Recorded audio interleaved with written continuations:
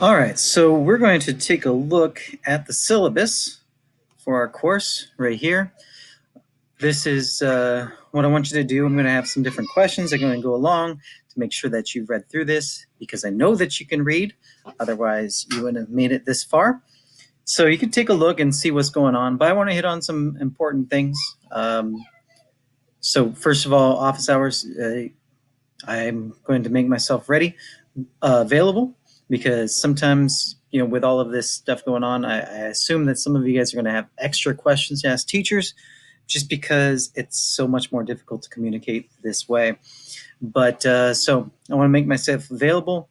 So we'll just pop by and maybe I just have a general Google Meet code or something. I don't know. We'll figure that out. We'll get to that bridge when we cross it. So a few other things, graphing calculator from the AP approved list. So if you want to know what that is, well then, you guys are pretty well versed in doing things. So here we go. That. All right. So it's the most reliable source of information in the entire universe. AP calculus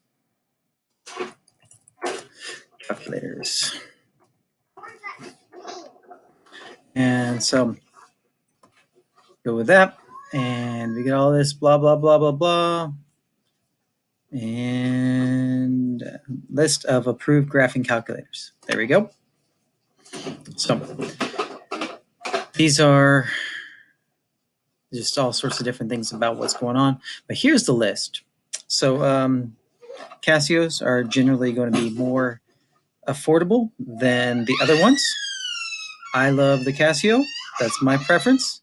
HPs, they work just fine, unless you're Mr. Martinez and you think these are the greatest things ever. TIs, this is what most people use everywhere. So just want you to be ready for that. So find something.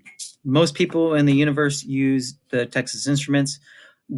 These are, and so it's like, basically it's just your preference. There's nothing to it.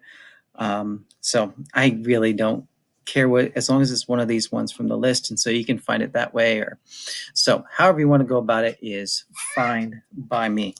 All right, so here we go. There's this. This is important.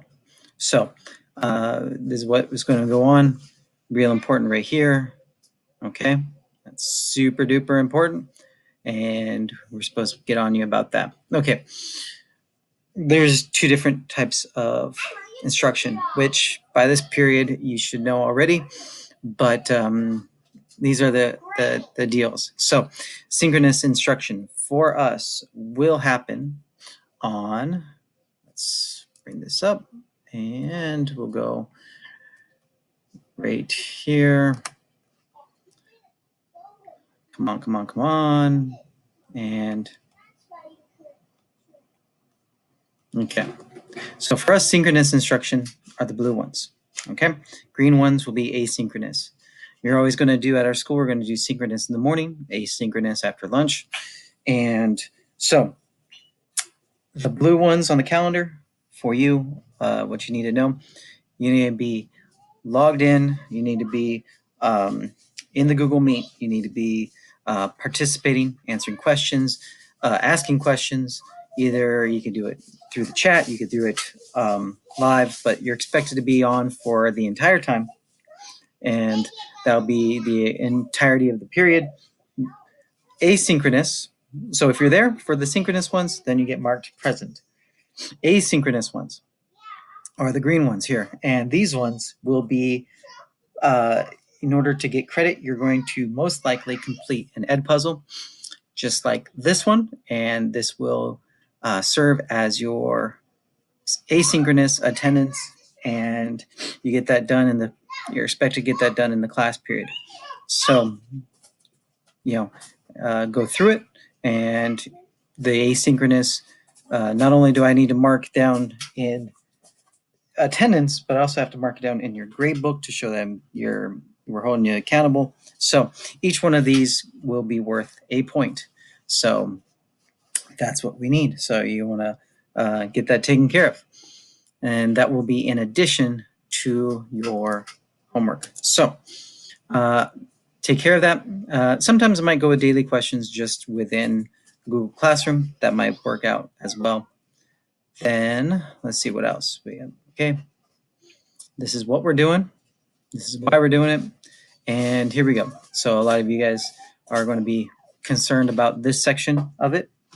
This is pretty typical. So 3 tests in each semester. So each one's worth, yep, you can do math. Otherwise, you wouldn't be in AP Calculus. Quizzes. So the thing about quizzes is we're going to be building you up with the goal in mind of doing the normal AP exam. So maybe something will happen and we'll be back doing tests in person. And if that's the case, then what you're going to need to do is you're going to need to be able to do basically an entire free response problem within the course of 15 minutes on average. And in order to build up that kind of work level, we're going to be taking steps in that way. So to start off, we'll actually be working together, and then you'll be working on your own, and we'll kind of build our way up to it. And so first will be a little bit together, then a little bit alone, then some more together, then some more alone, and then a whole bunch together, and then a whole bunch alone. So that way, by the time we get to May 4th, you'll be ready to go. So that's what we have. Homework, we're going to have homework problems that will be, that you'll have to do and submit this at the end of the chapter. And then there will be a final. And so there we go. Now, I'm a big fan of retakes, and I'm not sure how that's all going to look this year and how much we'll need to do this, but we will find a way to make sure, because I care about how much, it's a semester grade. That's the important thing.